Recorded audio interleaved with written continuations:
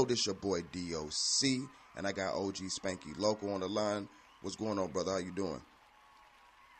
What's good? What's good?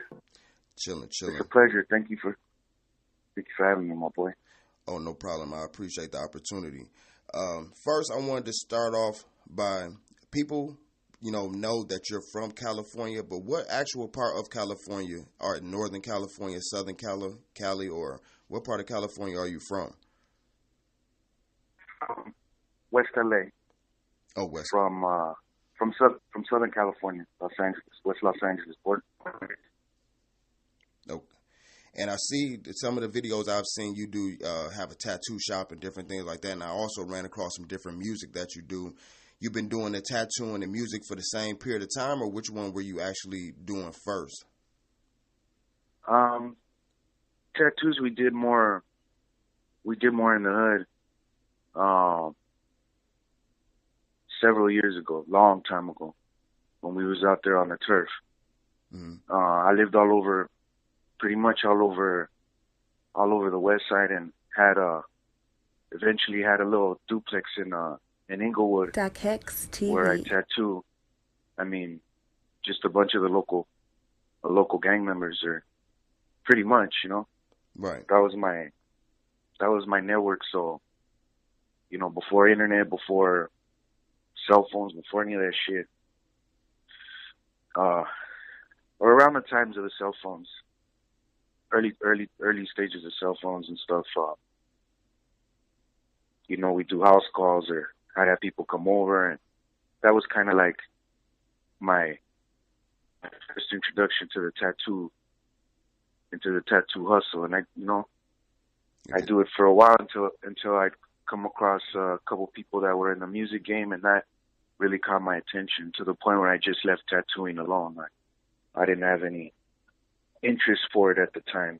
I was really interested in doing music and, trying something new. Right. As far as your music career, how do you feel in the nature of hip hop? How do you feel Hispanic music gets? Do you feel like it gets just dues in hip hop? I mean, we have our barriers. We have our barriers that we still have to go over. And building is definitely something that would help our culture, our music culture. Mm-hmm. Yeah. But it takes some good leaders and some good people to sit down and organize, being able to hash out issues within the game to kind of see us move forward. And I'm proud to see these youngsters come up. I'm proud to see new faces in the game, new people in the game. The torch is definitely still being passed around, so it's something to be proud of, Right. Would you, now as far as the music connection, are you at liberty to say, when you were saying you tattoo most of the gang members from your different area in Inglewood, from my perspective, and I know we probably see, because I'm not from California, to most people knowing about California, Inglewood, is that a predominantly blood neighborhood, or is it different sections? I believe it's gonna be. It's because of the rent at the time, because of the rent being inexpensive. Yes, it is predominantly Bloods. It is predominantly Latino area. Mm-hmm.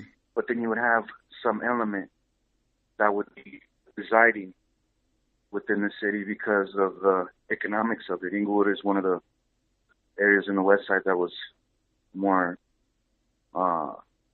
inexpensive or less expensive, and you'd be able to have a little duplex and stuff. So it wouldn't be uncommon to see, people, dip around. Just like myself, I have my little duplex right there on Sentinel. And so, well, yeah, predominantly blood, predominantly Latino, a lot of homies. I mean, I tattooed all kind of different cats from different areas, Right, yeah. Well, as of recently, and I was kind of saying this off the record, that I've been seeing a lot of blogs picking up some of the things that you were saying, and I didn't want to specifically speak on it without trying to reach out to you first and to get, so that people can understand your underlying message, because the narrative can Correct. get, thrown out the window. As of recent, Of course. when you first made your first video speaking about what even caught your attention about Tekashi 69? Well, we had actually communicated in brief. We exchanged information. You feel me? We got on the phone, texting, communicated a little bit, and the idea was come down to Cali.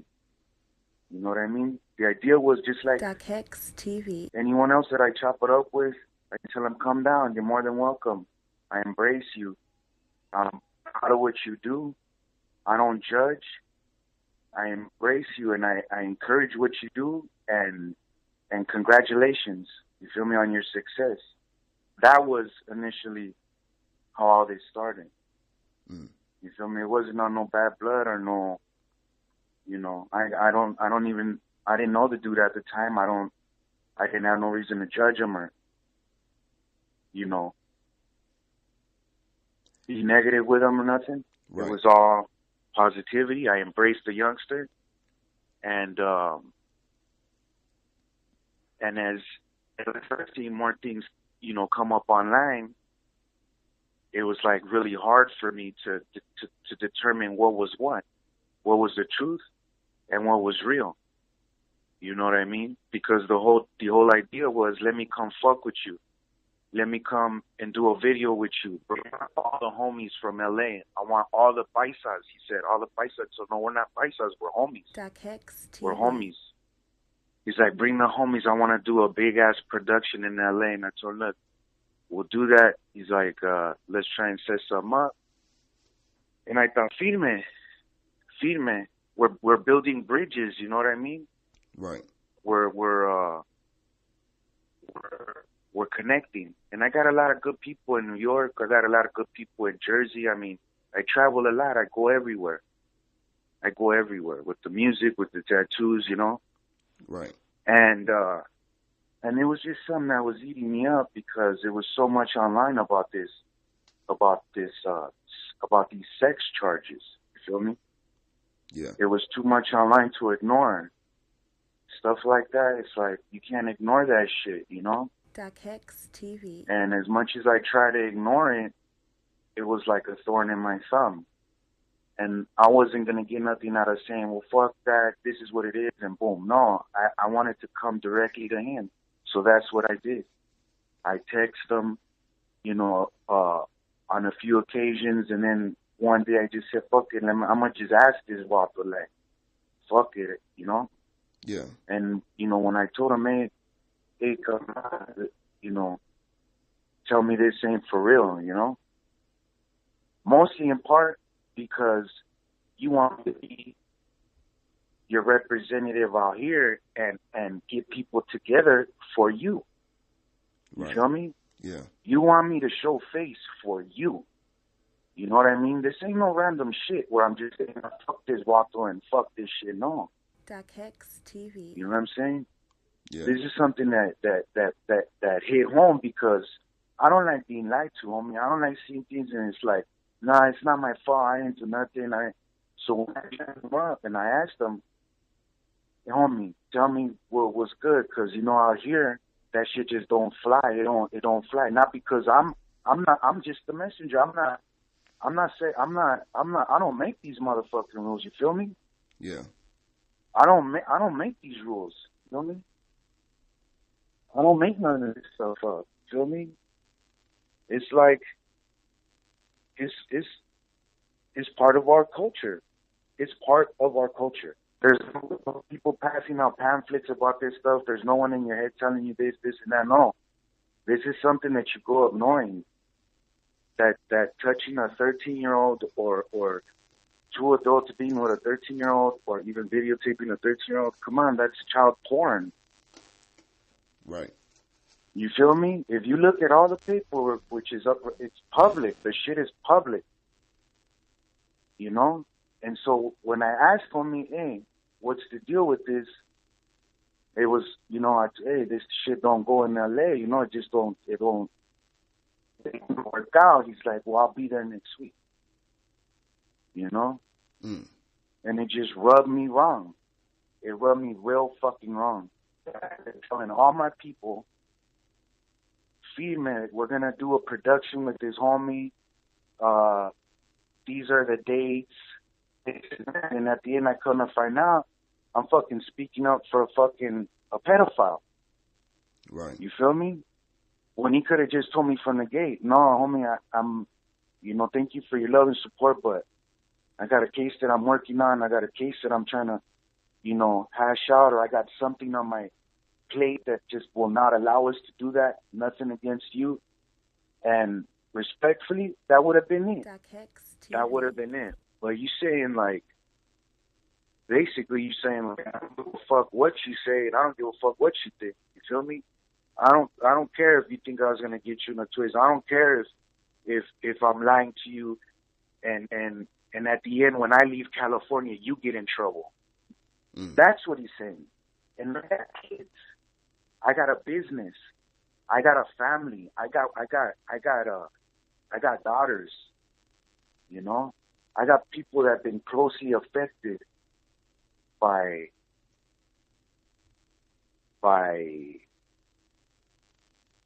rapists, by molesters.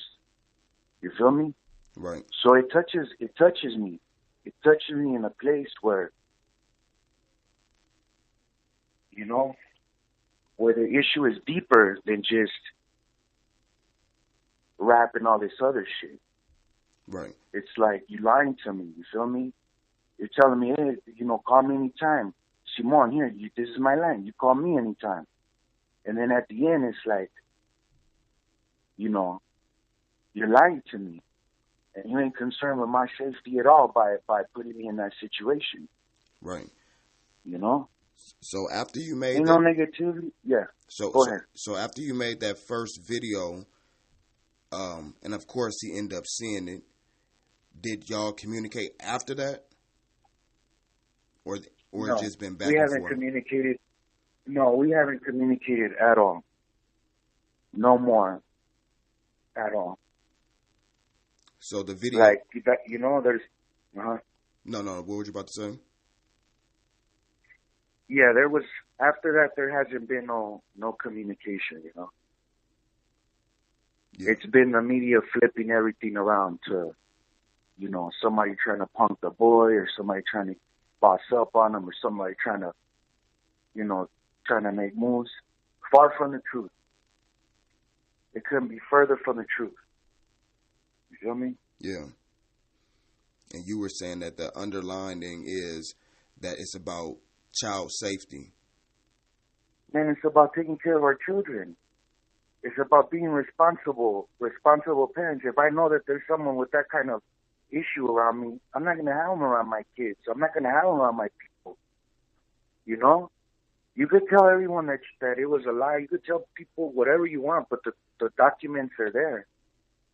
The public court documents are there. He was 18. The other person was 18. The child was 13. They're videotaping her doing oral sex.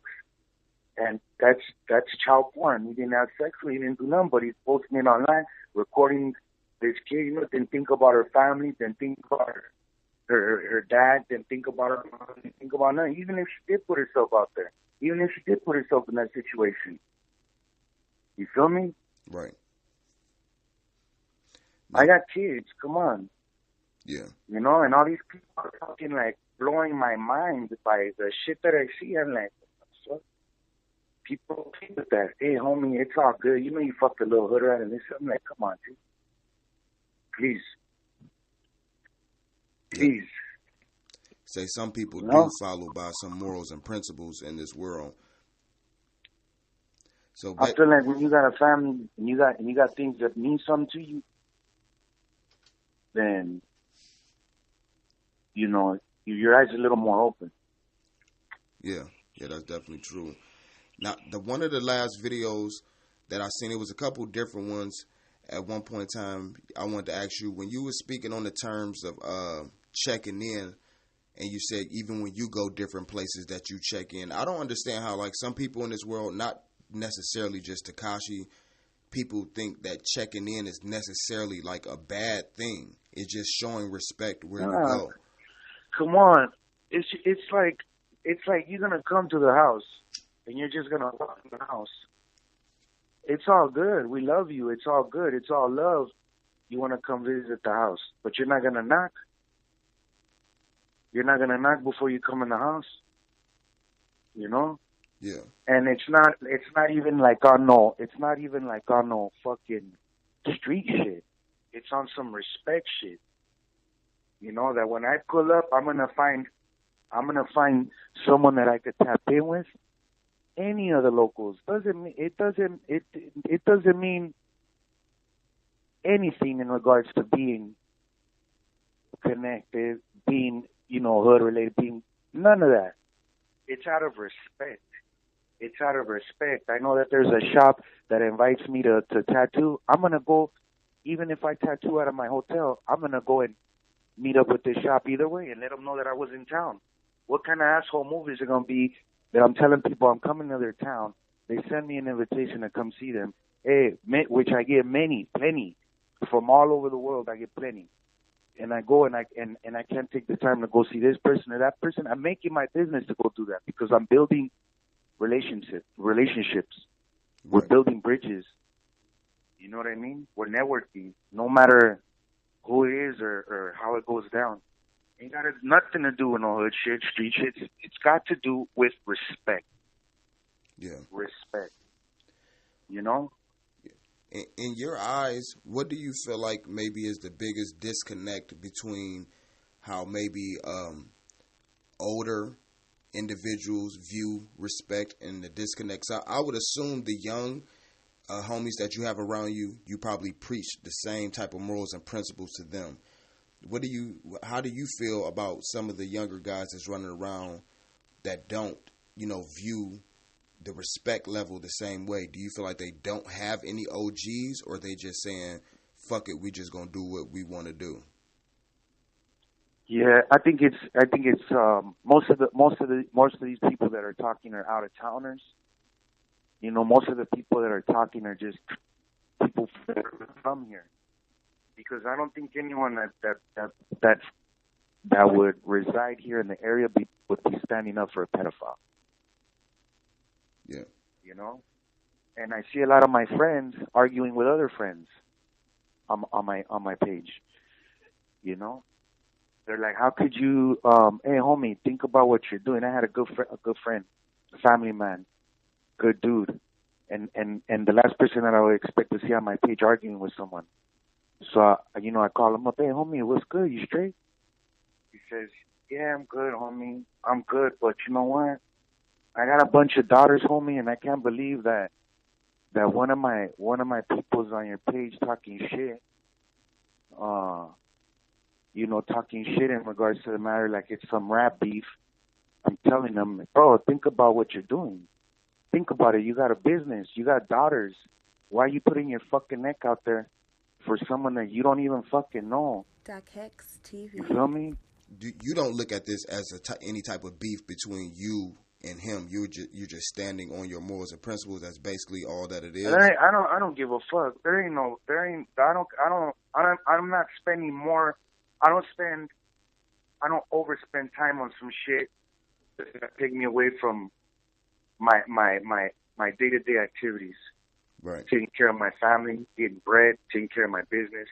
You feel me? I put my message out there. I let it be known so that my other followers and people that I know don't condone this kind of behavior. And that was it. You feel me? The media turned into something else. The media wants to flop it and turn it into some mob shit, flop it and turn it into some gangland shit, flop it and turn it into some other shit. It's nothing like that. It's like, don't fuck with me and that's it. But when we were going to be, you know, cool, when you did have someone over here in the you know, it's not like that. Because you're lying to me. You feel me? Yeah. You're lying to me and you're lying to everyone. You're telling everyone you're 17. You're telling people, that little girl, she fucking lied. She's a fucking liar. You know what I mean? Just accept responsibility and we all move on. You feel me? Right. Everyone moves on. No one gives a fuck about this situation in regards to it turning into some street shit. You know? Right. So as All-Star Weekend approaches, do you still expect for him to check in, or he can just come and do what he want to do? Or do you feel he owed you to at least still sit down face to face and talk? Nah, we don't need to talk about nothing, you know? That kid has his own agenda, and I don't feel like anything that's coming out his mouth is truthful. And I don't have nothing to do with that. I don't need to wrap myself up more in that. I spoke my piece, and that's what it is. You feel me? Yeah. That's what it is. Now, as far as going back to the music part, are you releasing any new music as of recently, or is it, you got any new projects that's coming out? Most definitely. I got Loco OG, the album that I'm dropping, and I've been working on that for a little bit. Got a couple good homies on there. A lot of good production. My boy now is out of Germany, does some stupid production. I've been working with him for a couple years now. And I got a couple records that I'm wrapping up. I got a nice little video that I'm doing with my brother Paul Wall. Got a couple other records that we're wrapping up. So I'm really excited about the year and the projects that I got dropping. Right. Are you talking about the Paul Wall out of Texas? Or Yeah, out of Texas, yep. Oh, okay. Okay. And as far as when you say the album's coming out and everything like that, do you have an exact date for it, or just people? I don't have an exact date for it, but it's not going to be more than March. It wouldn't be it wouldn't be later than than April. Right. So April, I'm trying to have it wrapped and try to have at least a release date by then. For the out-of-towners, if they come to town and want to get with you as far as tattoos and stuff, is it available just to easily tap in with you, or Most definitely. Yeah, most definitely. They could call me. They could hit my line. They could hit my business line, or they could message me on email, and that's spankylocoart@gmail.com. Right. Is there any final things that you would want to say as far as anything that you've seen out there that was not true that you want to clear up in this particular moment? Shit, it's all from your boy. It's all love, and it's all positivity. You feel me? And you're gonna come, in the situations where there's got to be a moment where you stand your ground and you clear up things. You feel me? But as far as the game and wanting it to flourish, that's my main object. That's my main objective. To build bridges, to connect with good artists, to network solid, to build. And my other mission is taking back to the streets.